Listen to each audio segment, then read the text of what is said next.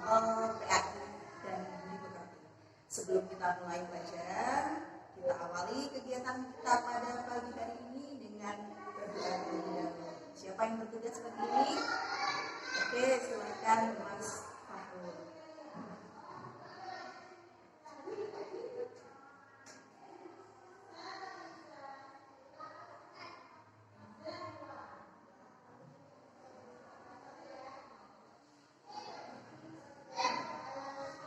Oke, setelah doa, dia akan absen terlebih dahulu ya.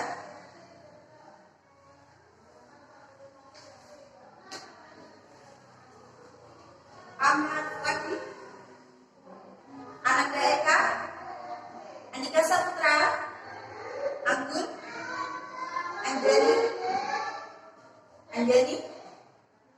Kenapa ada yang tahu? Atika, David, Dewi Michael, Elsa, Valeri, Andrisa, Ika Setiani, Mas Bagus, Maulana Fahri, Maya. Benar ya, hari ini shift 1, berarti nomor absen 1 sampai dengan 15. Oke. Pada kesempatan pagi ini kita akan melanjutkan pelajaran kita setelah kemarin belajar apa? Nah, sekarang pagi ini kita akan belajar tentang lebih dekat kepada Allah dengan mengamalkan sholat sunnah. Silakan disiapkan buku paket dan buku tulisnya terlebih dahulu. Kalian buka buku paketnya halaman 55. Lihat peta konsepnya di situ. Sholat sunnah yang akan kita pelajari apa saja? Ya, sholat sunnah munfarid, kemudian sholat sunnah berjamaah, yang ketiga sholat sunnah munfarid dan berjamaah. Nah, pada kesempatan pagi ini yang akan kita pelajari adalah sholat sunnah munfarid. Oke, akan Budia siapkan materinya di PowerPoint, kalian bisa menyimak di materi depan. Lebih dekat kepada Allah dengan mengamalkan sholat sunnah. Nah, sholat sunnah itu ada 3, yaitu sholat sunnah munfarid, kemudian sholat sunnah berjamaah, dan yang ketiga adalah sholat sunnah munfarid dan berjamaah. Untuk sholat sunnah munfarid, sini ada yang pertama adalah sholat sunnah rawatib. Kemudian yang kedua, sholat sunnah tahiyatul masjid. Dan yang ketiga adalah sholat istikharah. Nah, apa sih itu sholat sunnah rawatib? Ada yang tahu? Ada yang tahu sholat sunnah rawatib itu apa? Iya, sholat sunnah rawatib adalah sholat sunnah yang mengiringi sholat fardu, baik yang dilakukan sebelum maupun sesudah sholat fardu. Nah, sholat rawatib sendiri itu terbagi ada dua jenis ya, 2 macam. Yang pertama sholat rawatib muakkad. Apa saja yang termasuk dalam sholat rawatib muakkad ini? Yang pertama 2 rakaat sebelum sholat zuhur. Jadi sebelum sholat zuhur itu kalian ada yang melakukan sholat sunnah 2 rakaat. Nah, 2 rakaatnya ini bisa termasuk sholat rawatib muakkad atau sholat rawatib yang sangat dianjurkan. Kemudian berikutnya ada 2 rakaat sesudah sholat zuhur. Ini 2 rakaat sesudah sholat zuhur. Ini dilakukan setelah ya. Sholat sunnah yang dilakukan setelah sholat zuhur. Berapa rakaat? 2. Kemudian ada lagi 2 rakaat setelah sholat maghrib. Nah, biasanya ketika kamu jamaah di masjid, setelah melakukan sholat maghrib, kadang ada yang setelah berzikir kemudian bangun lagi melaksanakan sholat 2 rakaat. Nah ternyata sholat ini termasuk adalah sholat rawatib muakkad yang dianjurkan, sangat dianjurkan. Berikutnya adalah 2 rakaat sesudah sholat isya. Ini termasuk sholat rawatib muakkad. Dan yang terakhir ini adalah 2 rakaat sebelum sholat subuh. Ini pahalanya ini lebih utama dari dirinya dan seisinya. Ya, 2 rakaat sebelum sholat subuh.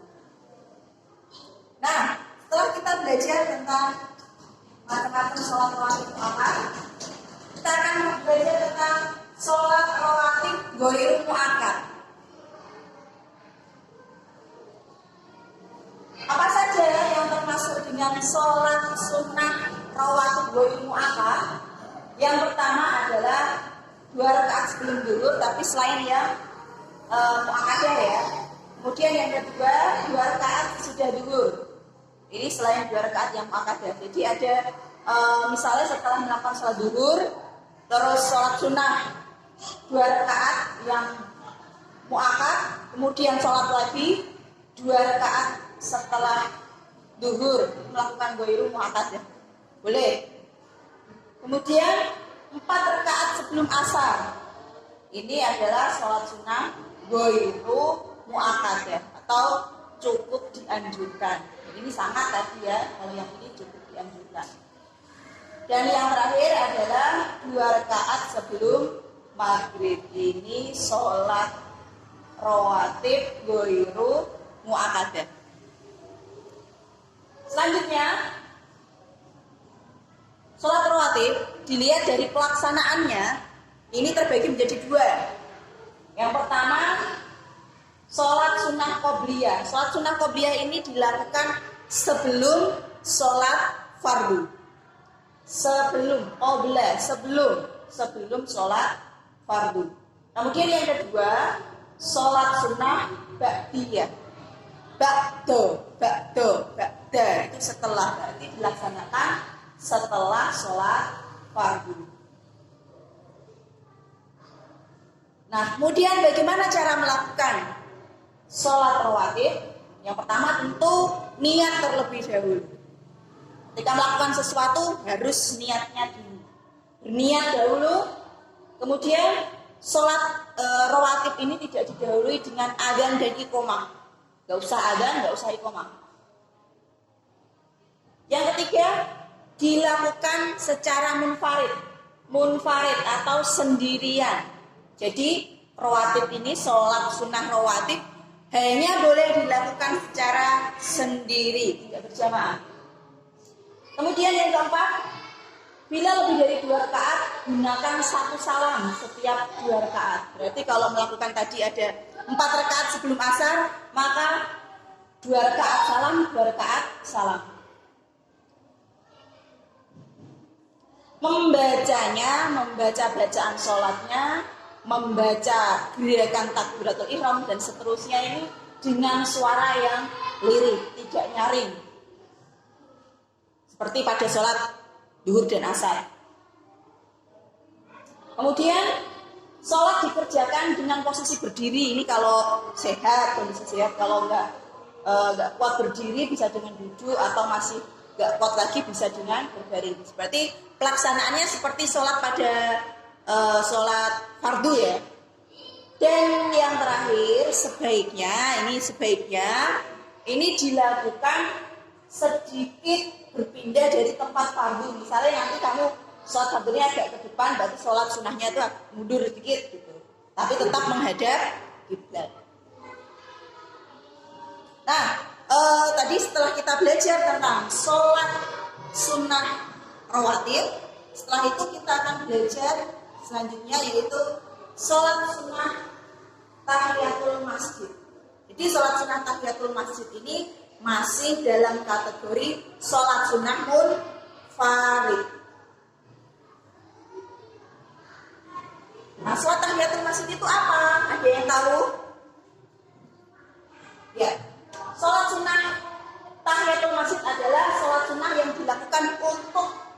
menghormati masjid. Ini bagian dari adab kita ya ketika memasuki masjid. Setelah kita masuk itu membaca doa. Nah sebelum kita duduk kondisi suci ya sudah siap, kita disunahkan untuk melakukan sholat tahiyatul masjid. Sholat ini sunnah, bagian dari rangkaian adab saat memasuki masjid. Ada yang pernah melakukan? Ya, alhamdulillah. Berikutnya, nah, bagaimana cara kita melakukan sholat tahiyatul masjid? Itu yang pertama tetap dengan niat. Kelihatan ya agak. Oh ya, terhalang. Pertama harus niat dulu. Niat dalam hati boleh, secara lisan boleh. Jangan sampai ketika kita tidak tahu lafal niat Arabnya kemudian kita membatalkan suatu ibadah ya. Aku raiso Arabnya, raiso niat Arabnya terus tak tahu sholat, tak tahu melaksanakan sholat itu. Jadi niat itu boleh dengan bahasa apa saja dalam hati terutama. Kemudian setelah berniat lanjutkan dengan takbiratul ihram, membaca iftitah, al-fatihah dan seterusnya sampai dengan salam. Seperti kita sholat pada sholat biasanya lah, lakukan seperti itu. Berapa rakaat tahiyatul masjid? Iya, 2 rakaat. Sholatnya dilakukan 2 rakaat. Oke, sampai di sini ada pertanyaan?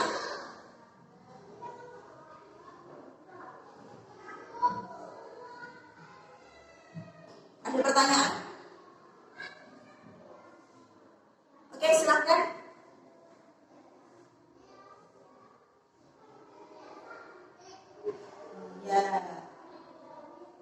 Ya kalau misalnya kita tidak melakukan sholat sunnah, ya apa-apa. Hukum dari sholat sunnah itu apa sih?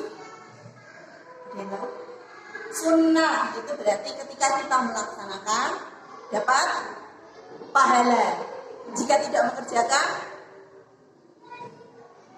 iya sih tidak berdosa, tapi lebih tepatnya kita yang rugi gitu ya. Kita rugi. Kita tidak berdosa tapi kita rugi jika tidak melaksanakan amalan sunnah. Oke. Setelah ini akan berjalan bagi kelompok. Kalian akan belajar secara kelompok, mendiskusikan tadi ya materi tadi tentang sholat sunnah munfarid. Kelompoknya boleh 15 orang, berarti 3 kelompok saja. 1 kelompok 5 orang. Bebas atau mau dipilihkan?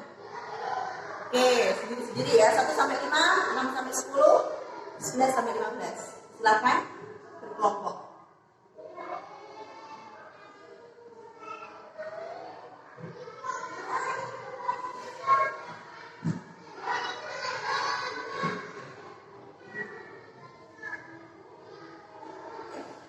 Dari kegiatan kelompok kalian tadi, apa sih yang bisa kalian pelajari dari materi ini? Oke, dari kelompok 1, oke. Kelompok 2, oke. Kelompok 3, oke.